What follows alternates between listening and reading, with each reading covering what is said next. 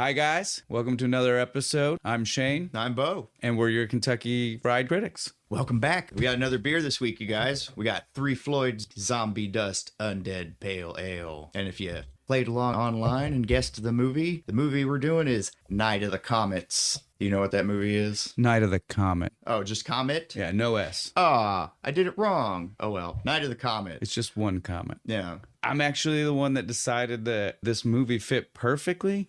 It does. We're not going to try to hide anything from you guys. We really intended to do an entirely different movie. And just in case anybody out there guesses or tries to guess the other movie, so that way you can still feel like maybe you were right, was going to be Return of the Living Dead. Not Night of the Living Dead. No, Return. Which is a very funny movie. It's awesome. A good movie. We will do it. But after we decided on this beer and upon closer introspection of my own knowledge of so many movies, I recalled that there was a movie that just fit Zombie Dust as a title way better than Return of the Living Dead, and that's Night of the Comet. So the reason this is a perfect fit, we're going to jump the gun just a little bit on our synopsis and reaction to the movie to go ahead and say this, because you're probably wondering, how does that tie in? Yeah, what does a comet have to do with zombies? So after this comet passes, there are a handful of people. Everybody else is either turned into dust or zombies. Zombie dust. So it just seemed, it was too good to not use for this. So we literally both stopped everything to go back and change what movie we were watching. I think Bo had already watched Return of the Living Dead once. I have my notes written for it already. But when we do that movie, I'm ready. I'm good. That's how dedicated we are. We will make changes at the last second. Yeah, so, especially if it makes a better joke. We totally decided on this movie. It's a movie from 1985. It came out in 85. All the copyrights you'll see in the film say 84 because that's when it was filmed. Yeah. This is the most 80s. It is a very 80s movie. A largely unknown cast. I feel like it's the kind of movie that most people listening probably has not seen. It's a pretty obscure movie. They're missing out. It's like a B movie, maybe C. No, high B movie. This is my favorite kind of movie. This movie is delightful trash. It's great. We got all the great stuff from a bad movie. We got extended landscape shots to fill time. We got bad acting. We have like cheap cutaways to hide the fact that we don't have money for special effects. It's great. The entire soundtrack is almost all synth music, except for and not even like bands. Like it's not a band. It is literally it's the compose. It's whoever. It's he's sitting in an office smoking a cigarette with a little glass of Jack next to him, just going off. All of them very different too. The music's great. I would rock this soundtrack. It hits a lot of really weird turns, but none of them feel out of place. No, some that stick out to me off the top of my head is like the intro music that we'll start with in a moment, and then the motorcycle when she's riding the motorcycle later on, like that music just hits, and you're just like, so different from everything else I've been hearing. Yeah, but it works for what I'm seeing. Yeah, she looked badass on that motorcycle.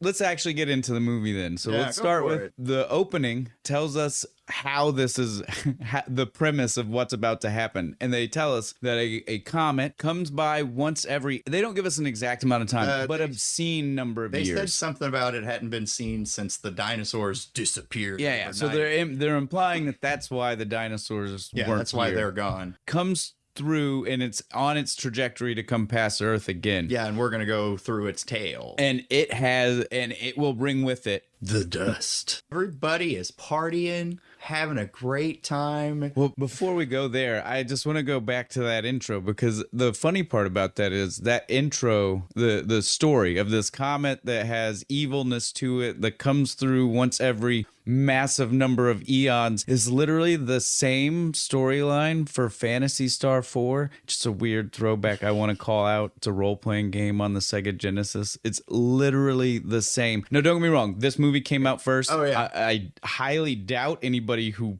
wrote that game saw this movie. Bullshit. But it is, well, maybe. They watched it all the time. It is a beat for beat, like that is the story. The game starts, you beat what you think is a big bad guy, and then you find out it's not, and then you find out this whole crazy storyline about a comet that comes through once every so many generations, and it Does it make zombies in the game too? it makes all the bad. You know how a role playing game works. It Yeah. makes all the bad guys. The reason there are bad guys is because this comet is coming.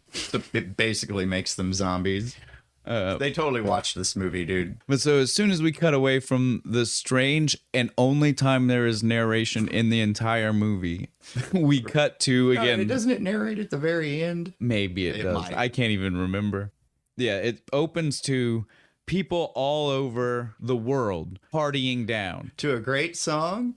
Celebrate tonight, right? Everybody's chilling. And the first shot is literally of a guy holding a sign saying, "Don't worry, it's safe." The beauty of this is I don't think in 40 years since this movie came out that the mentality of the world has changed at all. If we found out there was this truly possibly earth-ending thing that was going to happen, most of the world would be out to watch it and have a giant party. The difference between modern age and 1984 is very heavily felt in this movie. Yeah, it is. Because this movie wants to showcase some of the tech from the 80s as high, top end, never going to be surpassed type technology. They really try to imply that. We see everybody partying down. We meet our main character, well, one of our two main characters. Yeah. Regina, Reg, they go back and forth. Yeah. Belmont. Nice. A lot of 80s shit. There are a lot of references to things throughout this, for sure. She's playing Tempest. Yeah, she's playing Tempest on the arcade. Right, which was dope. We see the movie theater she works in, although you wouldn't guess that because it totally looks more like a diner counter than it does the concession stand for a movie theater. Right. Plus, they're selling weird like little doodads and little things. antenna things. Like But I'll say that guy is a salesman. Yeah, he was. He got that guy to buy the $9.50 one. He's like, that one over there to see what she's wearing is $7. They're like, that's not as nice. Look at this one. He's like, sit, blow on it. Just blow on it. And he blows, and the little tassels go. He's like, look how nice that is. I know you got $9.50 on you. Come on. And then we find out that the reason he's so good at his job is because he is the manager. Yeah, he's because the guy. He quickly calls over our main character to tell her she needs to get to work and stop playing those games. Yeah. And so she begrudgingly gets back to work, and we see more of the scenes going on out in the world. Then we cut to the projection room. Yeah, we go to the projection room. And we meet Larry. Yeah, Larry. I like Larry. Larry's cool. Larry's the guy I would have talked to because he's like sells like bootleg movies and stuff. Larry's a mix of cool and a douche. Yeah. There are moments where I'm like, he seems all right. Then there are moments where I'm like, oh, man, this guy. Well, they didn't want you to like him too much. Yeah, obviously.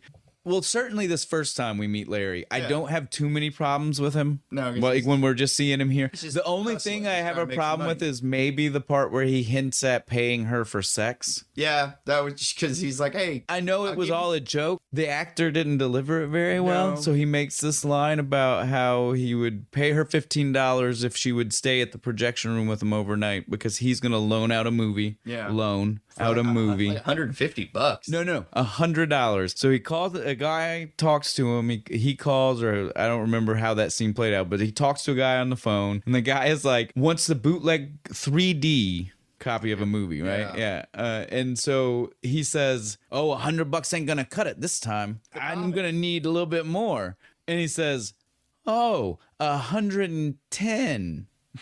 Now you're talking my language. $110 in 1985 is all it took to sweeten the pot to make you change your mind on committing a crime.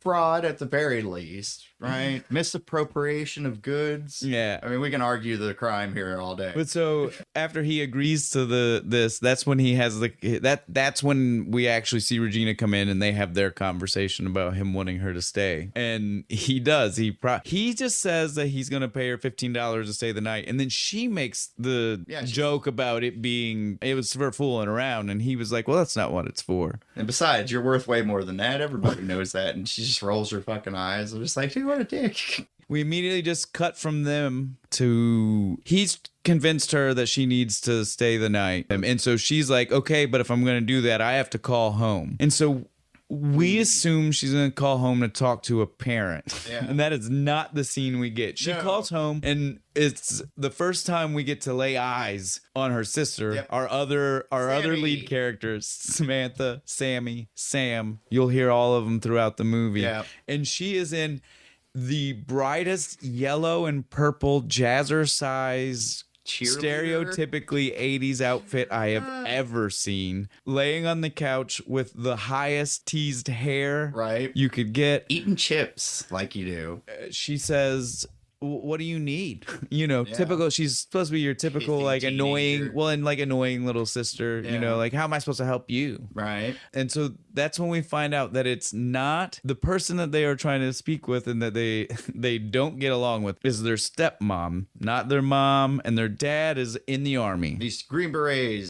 And not at home. No, apparently not at home often. Yeah, and we see that the stepmom, she's a bitch, and just cheats on him. Yeah, like literally right in front of the kids. Right. But so they have they have a complicated relationship with this woman. No, she tries to simplify it. She's like, "Look, the major jumps on me, I jump on you. Yeah. We have a chain of command here." And so that she tries to pass off this excuse of needing to do this for science class to watch the comet. The stepmom, she don't buy it. No, not for a second. She's like, look, I don't care what you're doing if it was up to me, but if anything happens to you, then I'm in trouble with your dad, and I ain't having that. Because I like this nice house and being able to go next door and blow Chuck. Exactly. So that scene straight progresses into madness because the stepmom says no, and the sister's like, how about I tell... Is the phone call's over at this point, right? Phone call's over at this point. And she's like, God, what if I tell Daddy about Chuck? Yeah, what do you think's going to happen then? And so the stepmom just slaps her.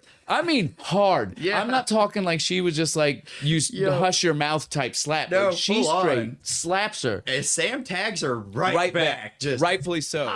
And as if that scene wasn't insane enough, then the stepmom, Debbie, right? I think it's Doris. I knew it was a D. Yeah. I knew it was a D. So then Doris just cocks her. I mean, cold cocks her in the face. She hits her about it. She hits her so hard she backflipped and smacked into the TV and the Christmas tree that are behind her. She smiled before she did it. She's just like, "Oh, bitch, pop!" Bloodied her lip and everything. And then Doris goes outside to Chuck. Then the light show starts, right? That's when the meteor. Yeah, that's when. Well, yeah. All of that happens, and then we immediately what we see. Yeah, what we see is almost right away. All of that happens. Yeah, she walks outside, flashing. Everything. The comet has appeared, and then it cuts back to the projection booth to morning. Yeah. And Larry scares her awake because he's pissed off. He's waiting on that dude to bring back his movie. He's been waiting for like 30 minutes. And so he tells Reg. I know, I just keep getting myself choked up laughing. This is so crazy. So he tells Reg that he's going to take his motorcycle to go find this guy to get his movie because he's not going to, and he needs her to stay there because the door's locked and he needs to get back in. Well, we just missed one scene that's my favorite, and it's just right before the morning Superman scene. Yes, okay.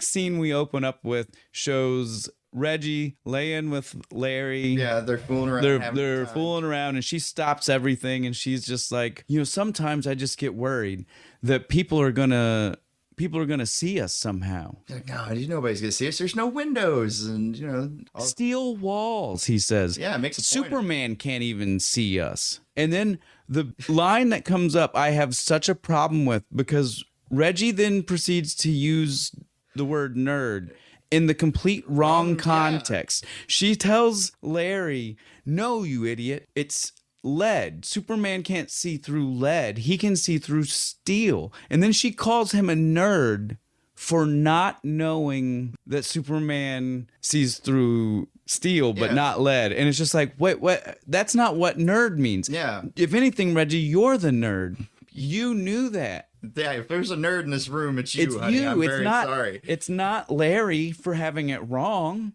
Larry's lucky he knows who Superman is, apparently. And that's the whole scene. It basically ends right there. They start fooling around. They fade to black, and then fades. It opens up to morning. We cut through the city. We see but don't understand yet what we're seeing. There's like we just red haze over. Yeah, there's a red haze. There's clothes on the and shit. ground and red dust. Dust. Everywhere, but we don't actually know. We can assume, but we don't actually know what that is yet. Yeah. We can assume it's all the assume people something because one of the scenes we pass is the neighborhood party, and it is all the Just clothes of the people. And if you're paying attention to what Doris was wearing, You know that it's just laid out there. Yeah. But so then we get back to Reggie and Larry. Larry scares the shit out of her, yelling, wanting his tape back. He's been waiting for 30 minutes. So he tells her, I'm going to get on my bike and I'm going to go track that guy down and get the movie. I need you to stay here because he needed someone to let him back in because the door was locked. And so then he leaves. Well, and before he leaves, she's like, what about my $15? Yes. He's just like, tell him I'm pissed. No.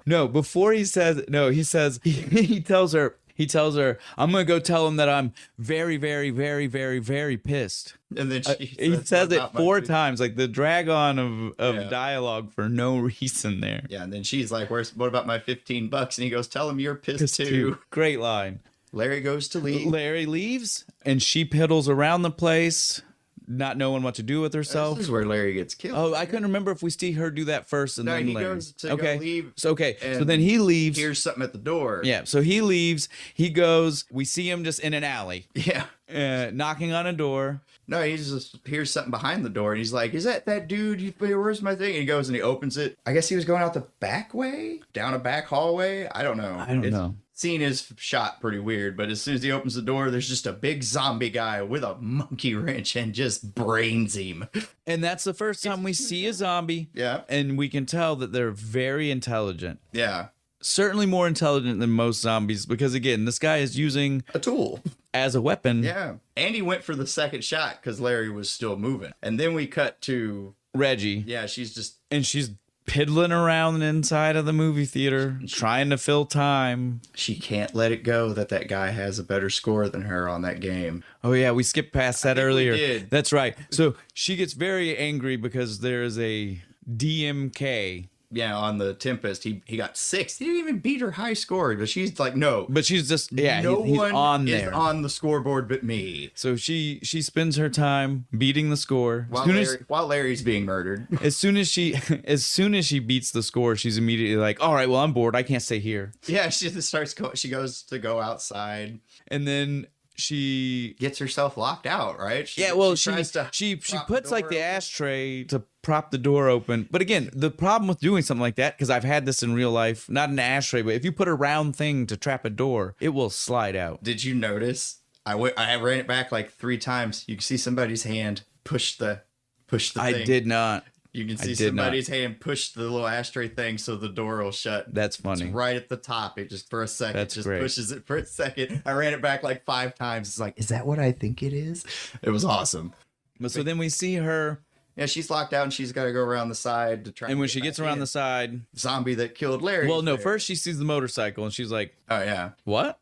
And she sees the wrench bloody on the ground. Yeah. Then and the keys. Yeah, and she picks up the keys. Yep. And then that's when she hears the zombie. And now we find out that these zombies are beyond intelligent because this guy speaks to her. Yeah, he tells her, come here.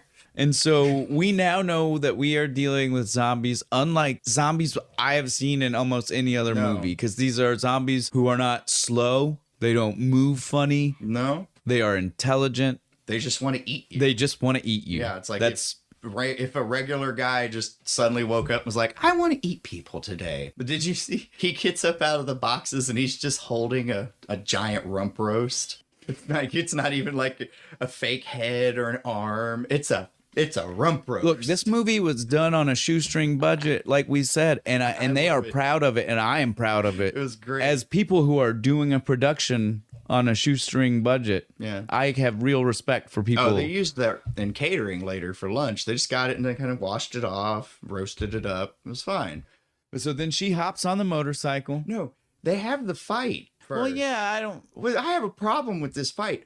She has the keys in her hands. She throws the keys behind her and then turns and runs to go grab the keys after she threw them behind her. It was the weirdest shit I ever saw. If you're going to fight somebody, you better hold on to those keys. They're very useful. She has the little fight. She makes a point of saying that she's trained. Yes, she tells him very clearly. Yeah. I'm trained because we want to make sure that everybody in the movie knows that she's a badass and my daddy's in the military. Yes. It's a recurring thing throughout the movie. And then she immediately throws the keys before she fights this guy. If you're going to fight somebody, put the keys through your fingers and go. look, I'm not even gonna lie. When I watched it last night, I was watching it with my wife, and she said the exact same thing. She was just like, What did she just do with the keys right now? And then she had to go scramble And then, to get them. Exactly. She knocks him down. She does not kill this guy. No, She just knocks him down so she can escape, and she has to scuttle for the keys. Again, if you watch the scene, it literally looks like she throws them. Yeah, she kind of looked at him even like, oh, I have the keys. You think they just kept going? It was supposed to be cut from the film. She's like, It might have I been. still have the keys. I wouldn't even doubt it. Right. But so then she finally gets on the motorcycle and takes off out of there. I have a problem with that because I was like, if you're in this life or death situation and you finally get on this motorcycle and you see how close it is to that zombie, you don't run over that thing's leg. Yeah, You don't something. make sure it probably can't come after you. Back up and come after me. But so then she takes off towards the only place she can think of to go, which is home, even though she has no idea if there's going to be anybody waiting there for her. Yeah, but you got to find out. So she pulls up in the neighborhood and she sees exactly what we had panned across once already, which is everybody in the neighborhood Dust piles of clothes outside in the cul-de-sac. And she walks in the door to her house, and as soon as she walks in the door to the house, she immediately can hear that, thank God, her sister is alive. Yeah, she scares her though. She just pops up, just like, "Hi, yeah, I'm here," because she was like going real slow through the house, and then Sam, and then she pops up immediately, like, "Yeah, hi, I'm right here," and it's like, "Oh, Jesus!" And then she just proceeds to start talking to her about how all kinds of crazy, but just all kinds of craziness. But specifically, starts the conversation with how she got hit in the mouth by Doris, and when she's telling the story, she literally makes a point to say that she would tell their dad about that. Didn't make it seem like that would be a big deal, but then was like, and I know the dentist won't take care of it. But implies he would be upset about that part of the story, not about getting decked by her stepmom in the first place. Right. Not like that would upset him. The fact that just that the dentist won't cover it. Again, not even that it's loose, because he'd have to pay out of pocket. Come on, you're a Green Beret. Your dental's got to be better than that. But so she just keeps going because, again, she is our Valley Girl substitute. So the only thing they got right about her being a Valley Girl is that she talks fast and is oblivious to everything going on around her. But they don't give her the usual Valley Girl cadence in how she talks, which I am so happy for. There's no, because I would have hated gag me on a spoon. Oh my God. F. All that so shit. Yeah. I'm thankful that they didn't give her that, but she is definitely supposed to. Her archetype is definitely Valley Girl. Definitely, she's supposed to be. She is rather ditzy too. So we just keep walking around the house. Yeah, and Reggie is trying to be like, no, trying to get into the conversation and can't. You don't understand. Everyone's gone. And we find out that the night before, the only reason that Sam survived is that she decided she was running away after she got hit in the mouth. And so she ran away to their tool shed. Yeah, the lawn storage shed. Yeah, they kept being really weirdly descriptive of what it was. Lawn storage shed. They said it a couple times. Maybe, because again, this movie was definitely filmed in California. Maybe it's just they don't have that many, especially in the 80s, there just weren't a lot of people with them. So they were like, we really got to make sure people understand what we're saying this is. I don't know, but I felt every time they would say it, it almost would take you so out of place. Like, you're just like, whoa, that was jarring. Why are they calling it that? Just call it a storage shed. But so she stayed the night in there, and she came back into walls. Yeah, and she came back inside because she figured since she hadn't run far yet, she would still go to pep cheer practice. Yeah, but she couldn't get anybody on the phone, so she. I just love that she's still planning to run away. Yeah, she totally says that after practice. She just had to make sure she made it to cheer practice first. It's very important to her. At this point, though, Regina finally, she's done. She finally cuts in and makes her listen, and she's like, "They're gone." everybody is gone. Yeah, Doris isn't over at Chuck's having a good time. She's right here. Let me show. Well, no, yeah, Holds she up goes the outside. No, dress. she says, let's go outside. They step over the dead dog. Oh, and she holds up the leash. And she's still looking at it like, I don't understand. Where's the dog? Yeah. And then they get outside, and that's And when she's still holding the yeah, leash. and that's when Reggie's like, this is Doris. And here's and this is Chuck. Pours dumps the dirt it out of the She's like, shoe. they're all gone, and she's still not really like, yeah. you can tell she sees it, but it's not like clicking. And then that's the moment we get the line from Reggie. It's Saturday morning. Where are the goddamn kids? And all my head thought, because they leave a super long silent moment and after that, hands around the neighborhood. was all I had playing through my head is that PSA from the 90s. Yeah. Do you know where your Yes, kids yeah. are? That's all I could hear right after she yells this. But it was such a moment. Such a moment. In that PSA, all the shit those kids are doing looks super fun.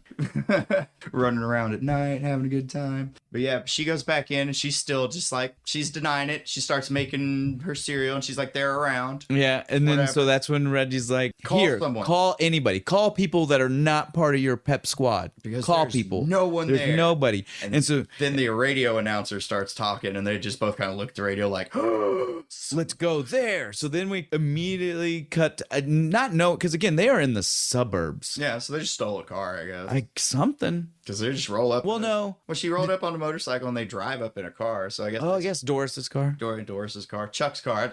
Yeah. And so they get to the radio station, they get inside, and I'm going to tell you right now, this is not a radio station. This is like the receptionist lobby for like or somebody who's like an exec at the music industry. It is not a radio station. No, it's got these nice Like neon purple lights over this stuff, crazy this crazy huge bench styled couch thing. Not a radio station. No, but they get there and there's nobody there. The radio station is automated. They've just got a bunch of tapes on timers, I guess, so the actual radio announcer could go watch the Comet, I guess, and no one would know. But they're standing there and they're looking around, and Sam has the best line. She just looks around. She's like, "Beat me up, Scotty." And then we meet the male hero of our movie. Yeah, well, they meet him for the first time. We technically see him for Well, a half second in the shadows. Yeah, he's holding a gun, but we don't Yeah. get to see his face. But so and you'll this find is out why I'm excited in a second. yeah, oh yeah. I had to stop you because I want to slow down too because I am very excited. I love that this movie has very few actors that anybody would know. That's part of the reason you didn't hear us recap any kind of names so far. Yeah. And even this is going to be one of those deep cuts only for the Star Trek fans out Yep. there. So we see Robert Beltran, who is, in case you don't know, Commander Chakotay. himself. So immediately after we get this line from who was it? Sam Yeah. of beam me up Scotty because they see this crazy tech, he pops out. I mean, there's no hesitation between the cuts. It's as if someone knew the future, Right. and knew that he would be a main part Of Star Trek. Trek. Like 10 years after this Yes, movie. so far It is after. immediate. She says it, and he pops out of the shadows with the gun, like, in the light. Let me see you all. Because I guess the zombies don't like light. No. He's just trying to see their eyes. Oh, okay. He wants this because again, you can start to if someone started. We don't technically know this yet, so it is kind of weird that they show us. Yeah. But someone can start to change, and you would see their eyes being different. We find out later, you know, like people who have slowly, they're still way more human than that guy with the wrench was. Because that guy had still talk, but he's definitely, You think he's pretty zombified. Yeah, at I that think point. after a while, you like right before you just crumble to dust, you just lose the. I think that's what. Yeah, I think that's what it is. I You think get that's more crazed. as it happens. Yeah. I think that's the implication. Yeah, so we get him, and again, we both of us are fanboying because we both love Star Trek. Voyager is one of my favorite yeah. of the series. Mine too. I've seen it probably more than the rest, even though I don't know if I'd say it's my favorite. I definitely have seen it more than all the others. It's comforting. I don't know. You can just sit back and throw it on. You know what's happening. It's great background stuff for like when you're doing other stuff. Yeah, I mean, I love Voyager. It's great. The entrance song lulls you to sleep because it's all peaceful with the French horns and stuff. And we're talking about Star Trek, and we need to talk about Yeah, let's this movie. before we get too off topic here, we'll save Star Trek. Trust us, guys. Oh, yeah, Again, we'll we get are to it. both big fans. we will talk Star Trek at some point. Yeah. There is no doubt about that. Our first 3-hour episode. Something. So we see him, and again, even last Star Trek moment I have to talk about before is literally even as he jumps out and tells them he needs them to stay in the light. The way he's holding this gun even looks like the way he holds a phaser. In Star Trek. Like it's like, since you can only see him in the shadow still and you can't see how young he is, I literally almost expect like white hair streaked Chakotay to be standing there with that pistol. Got the tattoo on his face. Yeah, everything. Ready to go. All right, that's it on our deep cut. We're gonna get back to just the movie and He's more really Star on Trek. An away mission. It's a time travel episode. Yeah. I know. I get it. I thought it.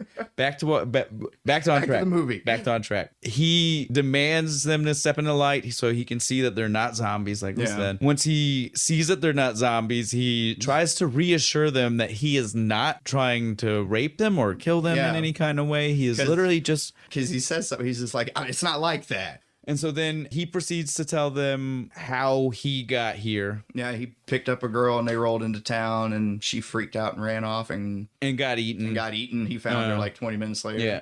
They ran into one of those, and he's the first person to say zombie in the movie, but he does clearly say zombie. You know, you get some zombie movies where they exist in a world where the concept of zombie doesn't exist, so they don't use, like, Walking Dead being the historical one there. Yeah. They don't have that word because apparently in their world don't they call them freaks in Night of the Living Dead? Yeah, so, like but in this world, we definitely live in a world where mainstream media made zombie movies, and he refers to what they see as zombies, wholeheartedly zombies. Yeah. So there's no doubt here, guys. Yeah, when we said this is zombie dust, we meant zombies and dust. So perfect for the beer. It really is. Let's see, where were we at? Zombie. He does his story talking about all the stuff about people getting eaten. Regina gets upset because she finally realizes what happened to Larry. And at this point though, I want to say the last we saw Larry were some of his douchiest moments. Yeah. And this is the point where I was like, should she be that tore up about this? She just felt sick. She didn't go like cry. I know. Well, she's a little. She wasn't like inconsolable though. And so Hector goes after her to he goes to well, I specifically want to say Hector because the scene gets weird. Yeah. So Hector goes to console her and make sure she's okay. Yeah. And she then proceeds to call him Hector. Like she doesn't believe that's his name. She's a little racist. It was very strange. She gets worse a little bit. I know. But I don't even know if that was racist.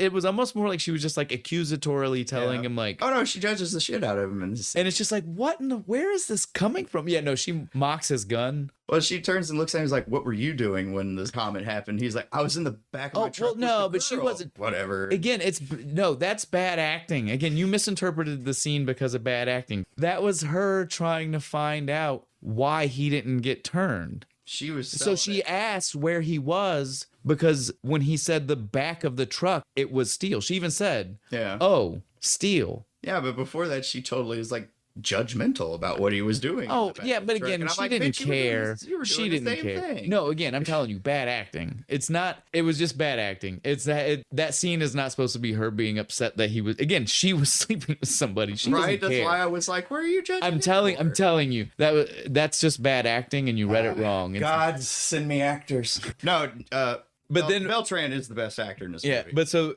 the next line though is the one that which is the one where she gets a little bit racist, and then he even calls her on it. She's making fun of his gun. So she says, "Oh, this gun won't do. It might protect you a date night in the barrio, right? It's good enough for a date night in the barrio." And but that's about it. And he's he like, takes the bag. He's like, "Date night in the barrio? What the hell?"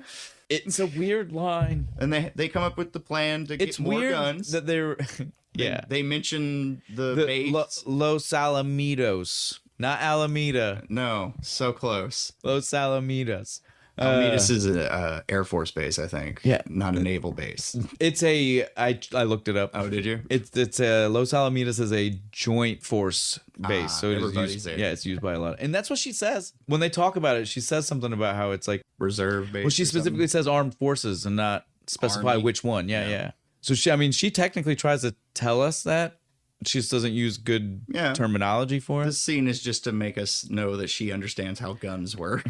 And so then we cut to Sam playing around. She's playing DJ. She's having a good time. She's got to be what, 16, right? Yeah, something like that. Because Regina's 18. They definitely tell us that one. So she's just like, she's a teenager. Yeah, she's having fun. She's in her radio DJ booth, and she's like, let's play around with this stuff. Yeah. So she cranks everything to max, which is crazy. If you look, even one of them was the turntable volume. It specifically had the tape on it that said turntable, and she cranked it. And I'm like, what good's that doing anybody? Because at first she wasn't listening to music. She's playing with the radio. She starts doing, and she pretends to be a DJ, and she's being all goofy and silly. But I want to point out, she says on the radio, she says, all you teenage Comet zombies. That's what she refers to the people listening. That was going to be the name of the movie. Was Teenage That was Comet the working Zombies? title of the movie, was Teenage Comet Zombies. That's a better title. They should have done that. Well, I think the problem with it is that if you actually watch the movie, and we're giving a little bit away here, are any of the zombies actually teenagers? We got some that are close. They might technically be 19.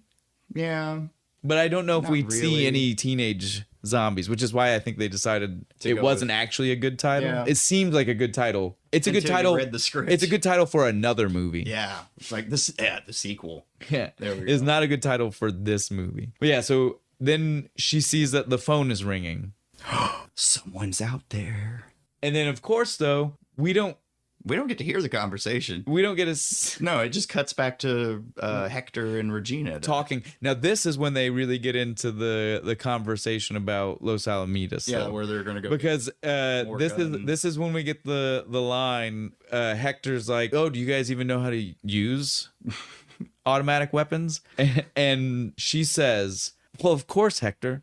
The MAC-10 submachine gun was practically designed for housewives." The way she delivers this line, like it's common knowledge. Yeah, like she's not everyone knows. She's not saying it like it's a joke. She literally delivers this line like she's telling him, like stating the time of day. Yeah, like no, it was obviously literally designed for those. We That's can use why anyone can shoot them, which isn't true. Yeah, and so then that's when Sam runs in and is like, "Oh, guys, I gotta tell you."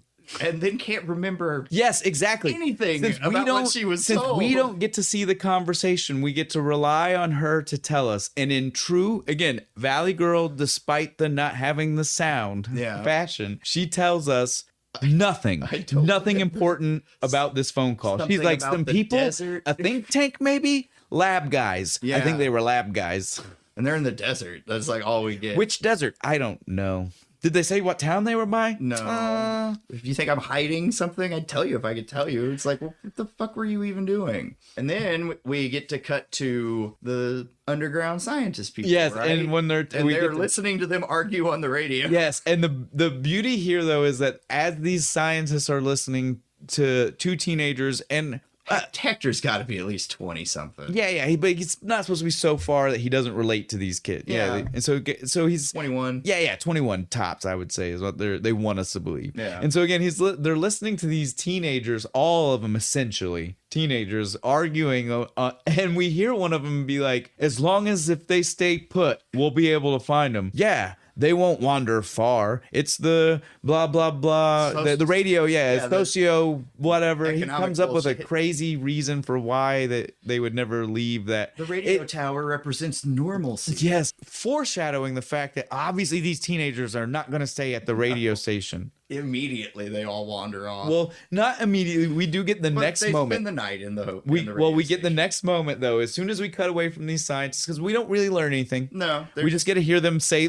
these couple of dumb points about this, and we get to know that they are indeed actively listening to what's happening. Tiny bit of exposition on we get confirmed that the comet is what turned everybody. Yeah, and that it is slowly drying people out. Yeah, that's all we get. It's a calcium. Yeah, all that's left is calcium dust. And so then we cut immediately away from them into a scene that when you first start seeing it is so jarring because you're just like, what's happening right now? Right. Because it's just Sam driving down the road in a dress, in a wedding dress or something. Drinking a beer. Like looking very like Madonna in the car for some reason. Drinking a beer. It's the 80s. Being upset that they thought it was her fault that the phone line got disconnected. And she drives past two cops. Lights turn on and again, as if it wasn't jarring enough that we Yeah. just start with this scene. It's No, very jarring that we're just like, oh, there are cops? I had to rewind it. I thought I missed something. I was like, what? Is this a new character? Like someone? And I was like, no, that's Sam in the car. And so then she gets pulled over. She's freaking out like any 16-year-old drinking a beer while driving would. Doesn't and then have her she's license. and then she stops and was like, oh, wait, I should just be relieved. It's police and we're in the apocalypse. Yeah. She rolls down the window and there's zombie cops.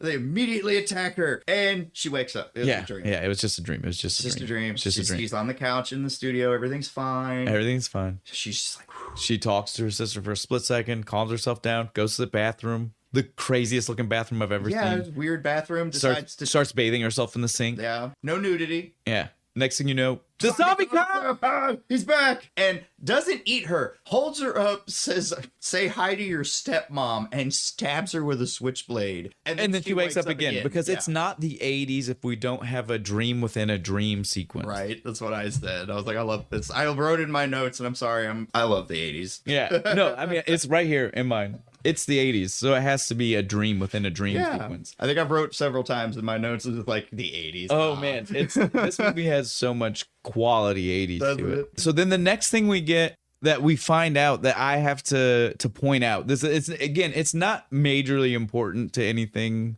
in the movie. I just heard it and had to be like, well, that's weird.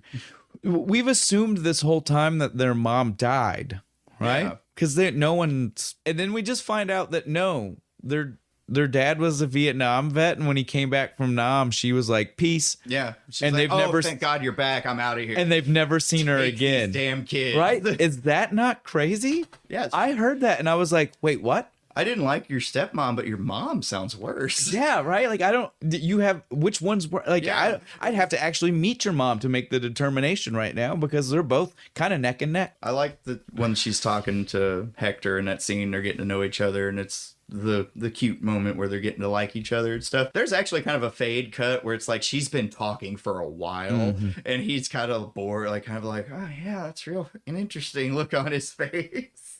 Yeah, so the rest of that scene, though, it was just the two of them talking until they fell asleep, as Yeah. far as we know. That's Yeah. what we get told. Laughing and giggling. Yeah. They Just- don't do anything. Just getting to know each other. Sam is jealous. The next morning, we get to wake up and see that Sam is not happy because Reggie is taking every boy she's ever wanted, and now she's taking the last boy. Yeah, the only one left. Then they laugh because they realize how silly it is. Yeah. And then the next scene we see is them target practice shooting, blowing even a though we car don't. away. Well, but again, we don't even. When did they go get the guns?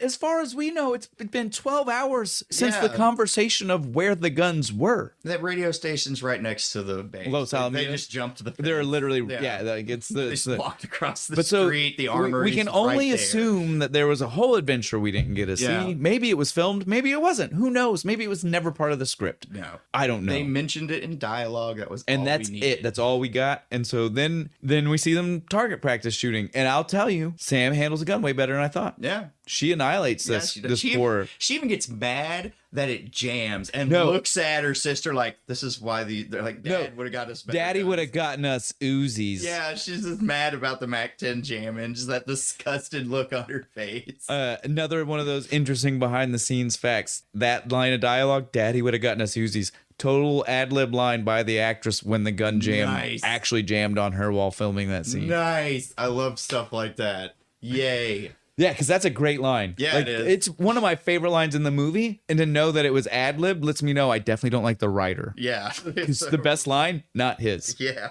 Then we cut to bullet holes magically being disappeared off of the truck. Did you notice that? So they shot up the truck or car or whatever it was, right? And they have their little scene where they talk, and then they cut back to the truck for just a split second. You know, when you see the smoke coming off of it? Yeah. No bullet holes. I didn't notice. Not a one. She laid Yeah, it she down. I did. mean, there's a line of bullet holes, and they cut back, and it's a pristine car. Nah, they messed up. We then find out that Hector has to go. He's going home to look for his mom. Yeah, where did San Diego? Yeah, San Diego. Or San Francisco? I think it was San Diego. Sand somewhere. Sand somewhere. He's got to make a drive. Yeah. He's got to check on his mom, and he said Sisters some, and- other family he's Yeah. got to check on. Even though Despite the fact Yeah, everybody knows. He knows their Everybody but knows. you gotta You got to make for sure closure and all that. So we see Hector go on his adventure. There's some other stuff, but it's not important. We can just go to Hector's adventure. Yeah, he rolls up in his truck. Yeah, so he gets to his mom's house, and again, much like every other scene in this movie, wants us to just be blown away by 80s technology and timers on everything. Like that's the end all be all of technology. Every time they show us, the first time that we saw the day rise, they made sure to show like 19 things on automatic timers. Yeah, the clown at the car clown. shop. They make sure every time that the sprinklers start going, we see that they're on timers. The radio station and them being shocked. Yeah. Oh my God, that's everything's automated. That's so futuristic. It should be on Star Trek, right? and now we get it one more time. We get to see him step out of the car and hear the record player automatically start, and he's like, "Mom." But again, it's just on a timer. It just, as soon as it gets done playing the record, it just goes back. Got a spring loaded automatically. Oh, we would sit and try and time it like the little arm would come up, try and yank it out and put a new one in before it would get down. You probably broke a couple of needles. No, I don't think so. You guys are lucky. He then is at that point just in his mom's house trying to see if he can find anything other than dust. He can't. But then he starts to hear stirring at the door or right outside. And I mean, I don't understand what he's thinking, because not only is it stirring, it's not like they just give us some rustling around. They give us full on zombie sounds. Yeah. And his reaction was, let me open this door. No gun drawn, nothing ready to go. Just let me open this door. Right. And he opens the door for us to see the craziest little kid zombie. Again, most movies don't touch this subject. No. We don't see little kid zombies too often. But this one's nuts. This one is not only here, this one is maybe the most dangerous zombie in the movie. He parkours through this house after Chakotay. It's crazy. He puts his head through the door. He slams the door. He realizes he has to do something. He just goes right through it. He realizes he's got to do something, but he knows he can't kill this kid. You're lucky I like kids. Right. And then he runs. He just runs out of the house. Wouldn't you? Just last time after seeing the craziness that went on and then getting thrown. But yeah, so he deals with the kid the best he could. Yeah, and then we cut back to the scientists, right, for a split second, because that's when we find out that the scientist people have been affected. We find out they've been affected. We find out that they are bringing other survivors, and they're trying right now find serum or something to maybe help cure them. We can only assume that these tests. Well, no, they want us to assume they're here to help, but at this point, we can clearly tell it's sinister. There's nothing that the viewer of the movie knows that it's sinister. Yeah, we can assume that whatever this testing or serum making is going to do would possibly kill the people it's going to be done to, right? Because the one scientist the lady was like iffy on it to start. She doesn't really. She's like, I don't know, I don't want to do that. It seems fruitless to bring people here. Yeah. And then we cut to the helicopter landing with the first people they're bringing. Yeah, the survivors. Children. Yeah, and that's the moment No. she was done. We don't get to hear what she's No. That scene was so funny. Right? She takes him off to the side and they have a heated conversation. They're yelling at each other. We can just only assume that the conversation is essentially kids,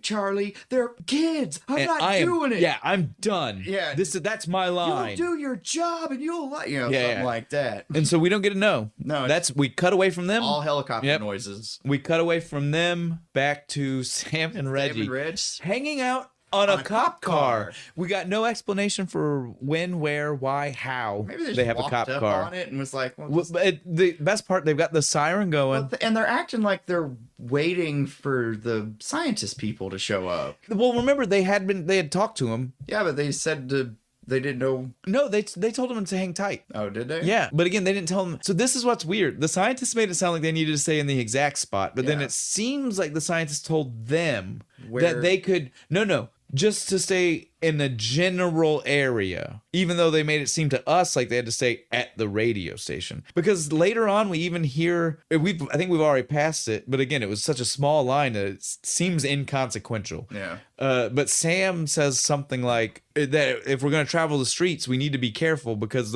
some of the people have been turned like Doris, but they didn't turn all the way, and they end up going after people like Larry. That's when she's throwing in all the names, like reviewing what happened 20 minutes ago in case we forgot. Yeah, in case you weren't paying attention to the movie. But yeah, so in that moment, they imply that the scientists told them they might need to be traveling somewhere. Yeah. Despite the scientists making it seem like they told them to stay put. Not really important. But so yeah, they're sitting there on the cop car. They turn the lights on. That was smart. The lights are on. They're just hanging out. Yeah. And then Sam's like, "Oh yeah, I don't know about you, but I'm gonna need a change of clothes." Yeah.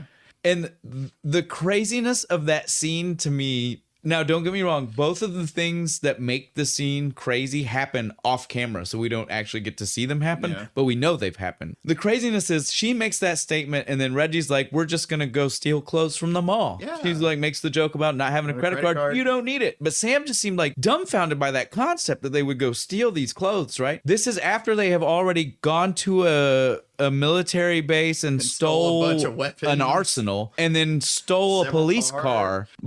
But the idea of stealing clothes from the mall just totally escaped her mind. Sacred to a girl in the 80s. Exactly. But again, Don't steal that's what from I the mall. said when I heard her say mall. I was like, of course we had to send our Valley girl to the mall. And Q, girls just want to have fun. Yes, and Because again, it's the 80s, and you know most of this movie's budget went to that song. that one song. Oh, 100%. That one song was 100%. a third of the movie's budget.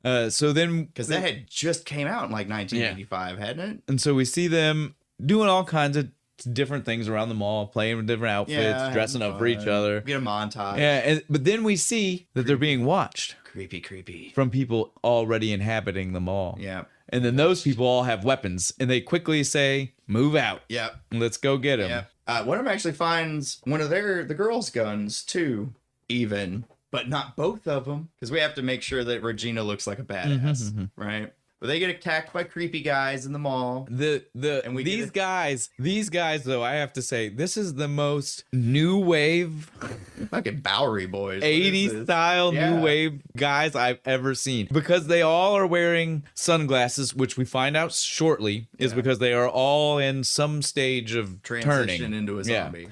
But when we see them, we don't know that. We just see them all wearing these crazy avant-garde 80s sunglasses. Like, like the ones with the weird angles like reflective lenses and stuff. And it's just like, what are we this is not a gang. What are we looking at right now? And then on top of that, did you notice, why did all the henchmen, not all of them, Willie moved like a person. Yeah. The henchmen moved like robots. Did you see them? They were all very stiff. The two moved in unison together. They did. Like, they were literally like and it was just like, what is happening right now? I don't understand what I'm looking at. I can hear the director off camera being like, "All right, now turn right. Good. Now left. Perfect. All right, cut it." And then we just continue on. It was great. I loved it. Such a crazy moment. But Regina's badass. She's going around. She's shooting things up. Nobody can hit anything. Yeah. Like most 80s movies. We see that. We see Willie, our gang leader, finally, he gets a hold of Sam. Yeah. And he's just like, "Look, this is over. Yep. I'm gonna kill your sister." And then that's when we find out Regina also has a hostage. Yeah, she got one of his boys. And then again, like I said, Willie's a psychopath. Yeah, he is. Willie just says, I can't let you have one of my men as a hostage. And she's like, "Oh no, I don't think you understand. You can't kill me. I'd be able to take him out before you could do that." And he said, serious, "No, man? No, I don't think you understand me. I can't let you have one of my men as a hostage." Bam. Fakest gunshot I've ever heard in my life. Right? It sounded like a pop gun. I don't know what it sounded like, but it definitely didn't sound like a gun. No. I wasn't like, "Oh, they're killing people right now." No, it was bad. But then she goes, "You're crazy." He goes, "I'm not crazy. I just don't give a fuck." And it was the best. It lets you know what we're dealing with. Yeah. I'll kill my own people. I don't care. Yep. And so they tie him up, take him down into the bowels of the mall, like the storage area, and proceed to play Russian roulette with him. But he calls it the scary noise game. We're gonna play the scary noise game. What? Starts cocking the hammer back and clicking it. And then we cut away for a split second in the middle of their game. Yeah. For the scientists to be like, the only reason I want to bring this up is because this whole scene was nuts to me. So the scientists, we see them and they talk to each other like they know, like they're like, "Okay, well, if they're not still at the radio station, where would they be at? And immediately they make the joke like you would expect in 80s fashion. Teenage girls gotta be the mall. Yeah. And so they know what a mall is. But then when they cut to like the scene of them walking after having landed the helicopter, Yeah. they talk like they'd never seen a mall in their life before. A shopping arcade. And then it's a true monument to consumerism. They talk about it like they've never seen one before. I want more explanation on who these guys are. How long have they been in the bunker, man? Because they keep talking about like the majority, and we get little bits of what they are, but no full explanation on like what they're about, what their organization is. I feel like we should have got more of the scientist guys. I don't know. But there was definitely something lost in whatever they were wanting us to know about them. No, that being said, you bring up a great point about this, and I was going to wait to get to it to whenever it actually showed up in the movie. But since you brought it up, I want to go ahead and talk about it now. Did you notice we don't ever see it. It's not like in the lab anywhere. It's not anywhere. But at one point in the movie, we see their truck or their van or whatever the vehicle is. Yeah. Because we'll talk about it more because it does play an important part. They had a logo. Yeah. I saw it. Did you ever watch Lost? I did. It was very Dharma Initiative. It really was. It was very Dharma Initiative, which I loved. I was like, is this proto Dharma? No. Or actually, in the 80s, it wouldn't even been proto. It would have been Dharma 2.0, right? Dharma was in like the 70s. 70s. We're going to stop. Yeah. We're going to dork out over another thing that's not this movie. We're going to go into history now. The scientists show up in just the nick of time to be able to save both Sam and Reggie from kill all these dudes. And they kill everybody. Like again, like they set these guys up like they're some kind of antagonist. Yeah. Now at this point of the podcast, I will like to stop and point out that this is an hour-and-a-half long movie. So far, we have covered an hour. The last 25 minutes, because again, some of it's credits. Yeah. The last 25 minutes of the movie crams a lot in. So if it seems like we're just covering it really fast, we're not. The movie did. Yeah, it's the movie's fault. Because at like minute 40, it's like, go. Yeah, so it's one of those things. We have a lot of stuff to say. Well, again, for a movie that forgot to show us Los Alamitos or them stealing a cop car, they lost track of what they were doing. Yeah, they did. And they were like, oh no, we need to finish this now. We need to make sure we get this story told. So that's just that way everybody listening understands. We are not about to start rushing because we were cramped on time. They were cramped on time, and we're just trying our best to cover the beats. They were running out of film. Yeah.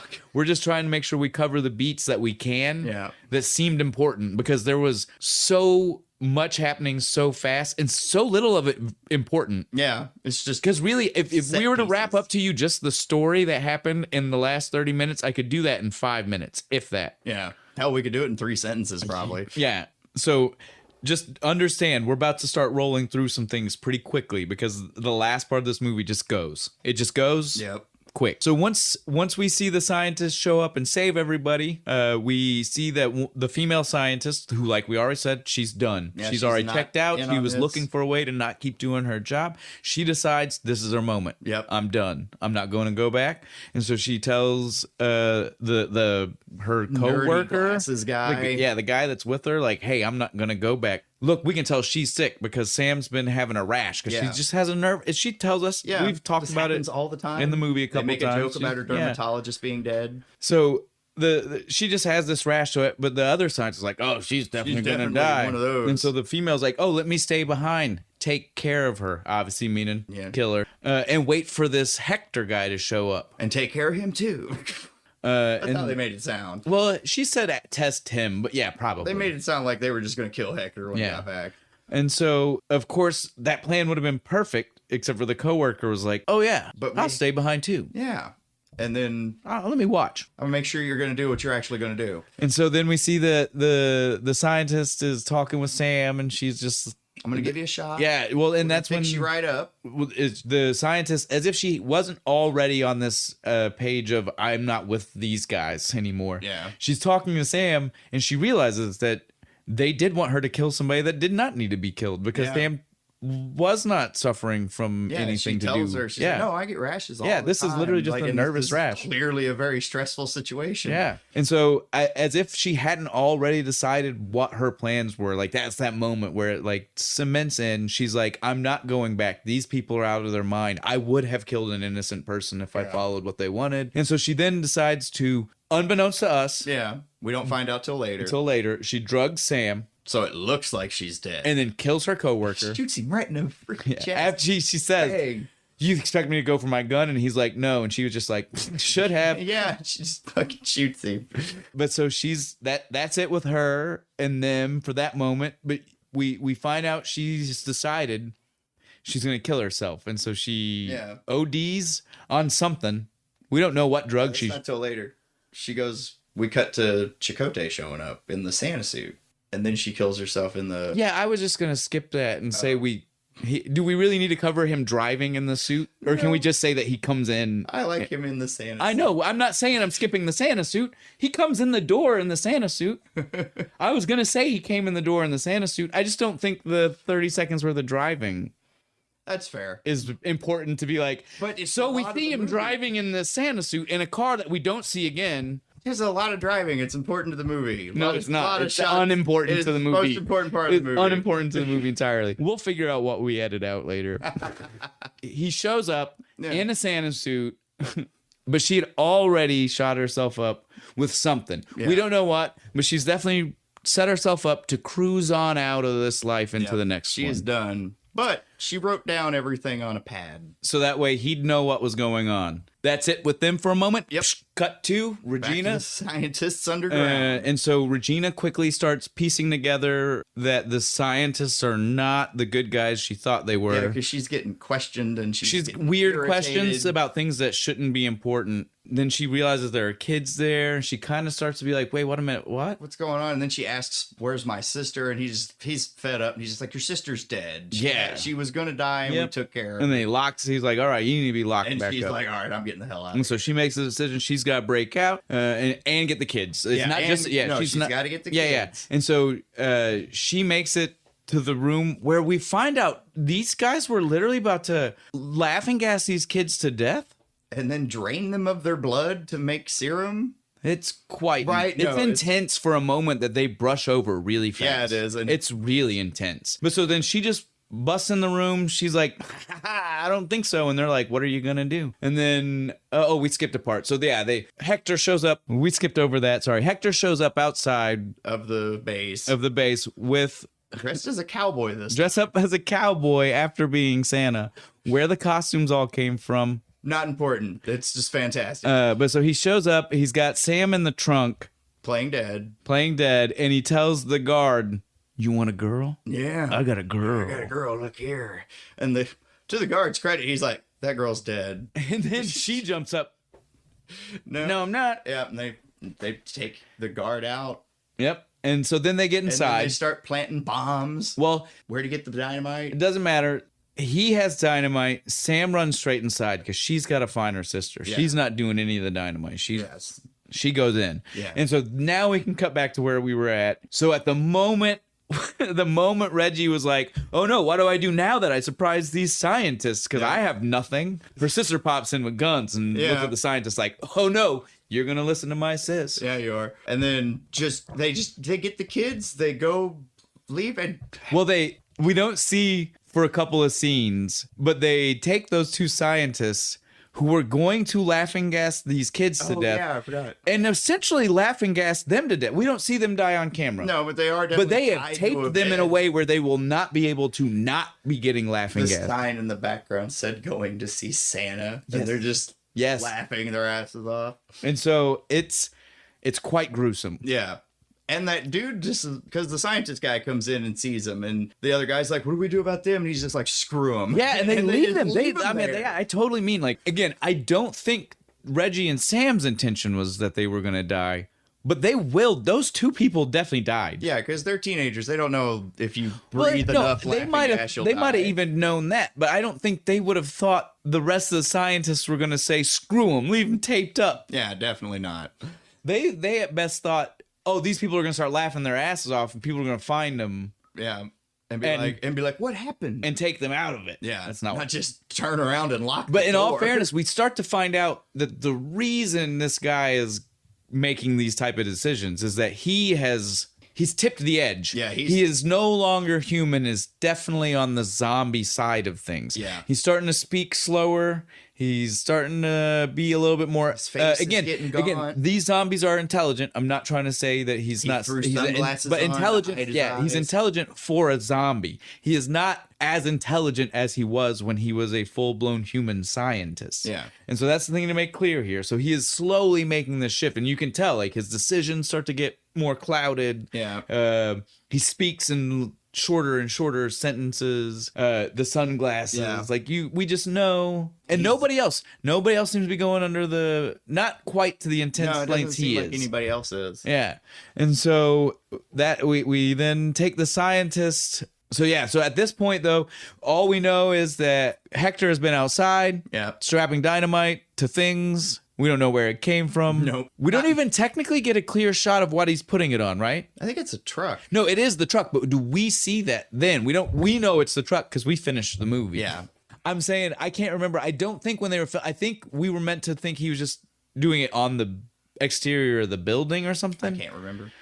But either way, he's putting it on their truck. He's planting the bombs. Yeah, so then the girls make it outside And with the kids And just everything's hop in they hop Hector's in the car. car, they start to drive away, and then Hector's like doesn't say nothing to nobody. He just stops. stops. And they're like, "What are you doing?" He's like, Hang on. Kids, I'm gonna need you to cover your eyes, please." Right. And they do. They cover their eyes. Girl peeks a couple times. Yeah, Just she saying. does. She wants to know what's going on. It's fine. And then everybody turns back to watch, and he's like, "I left our friends A little going away. Yeah, present. and then he stands up, yells at the scientists, flips them off just to make sure they're good and angry, and they all are like, and they're all like, yeah, run in the truck, and they all jump in the truck, and head scientist. the head guy. scientist is the passenger. Yeah. The what I can only refer to as the dumb scientist. He's the one who's Yeah, made all he's- the dumbest remarks. Yeah, he's the throughout dumb the one. whole movie. Is driving, and it's the first time he says something smart. Yep.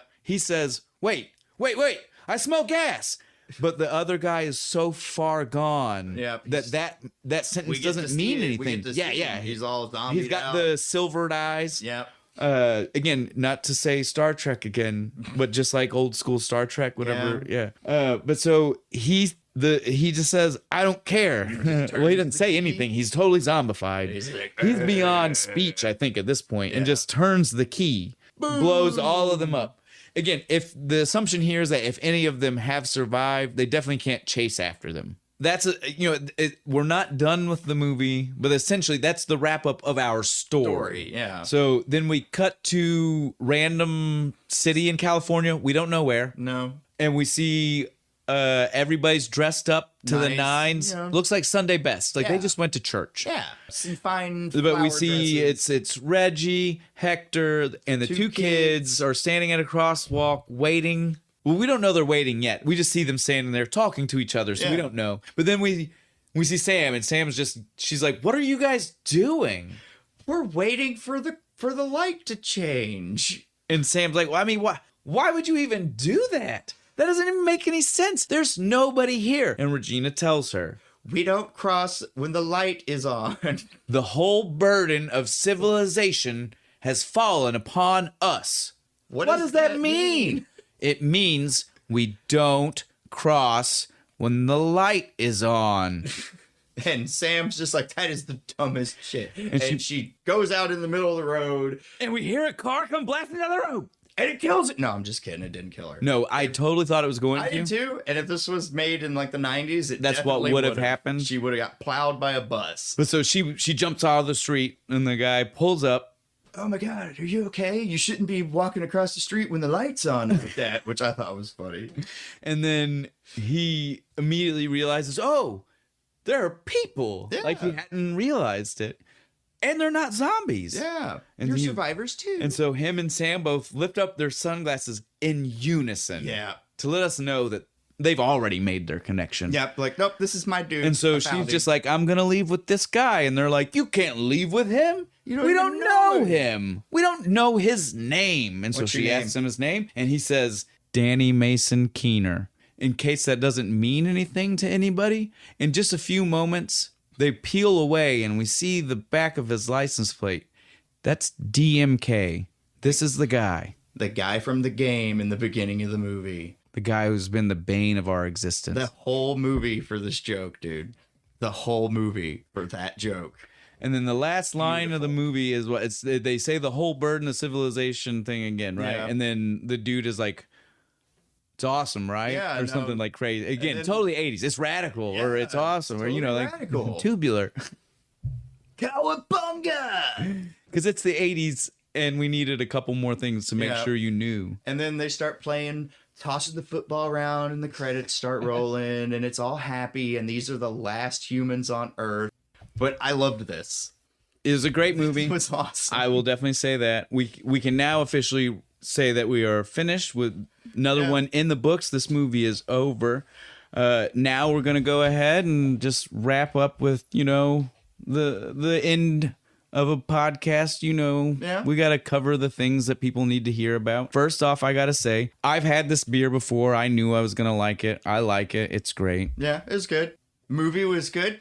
Loved the movie. What are we drinking next week, Shane? So next week we are going to drink Two Hearted IPA. That's made by Bell's Brewing. It's an American IPA. You guys know what to do. If you have any guesses on what movie we might be watching, Go ahead. or TV show, or again, Be anything. I'll go ahead and throw this hint out. It will still be a movie. We're still kind of in our movie phase. Yeah, it's right the now. easiest thing to do, really. But so again, if you want to drop the guess on on what movie it is that we're watching, Yeah. you want to do that at our Instagram account. That's going to be at Kentucky Fried Critics. Nice and simple for us. Yeah. For anybody who's maybe watching this on YouTube, if you want to check out our website to see more of the podcasts or any of the social accounts, we have all of those linked, and the website's going to be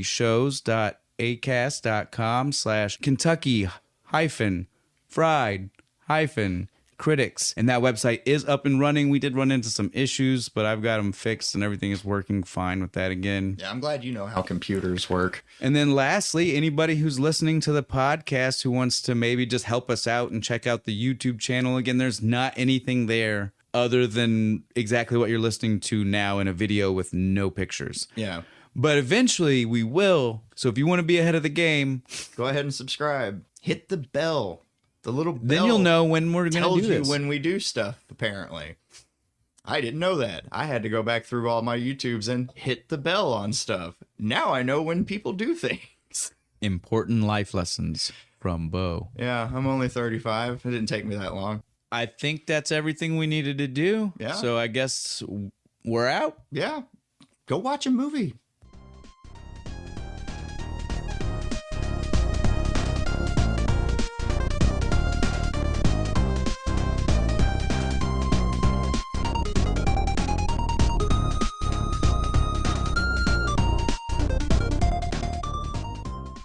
Where's the dog?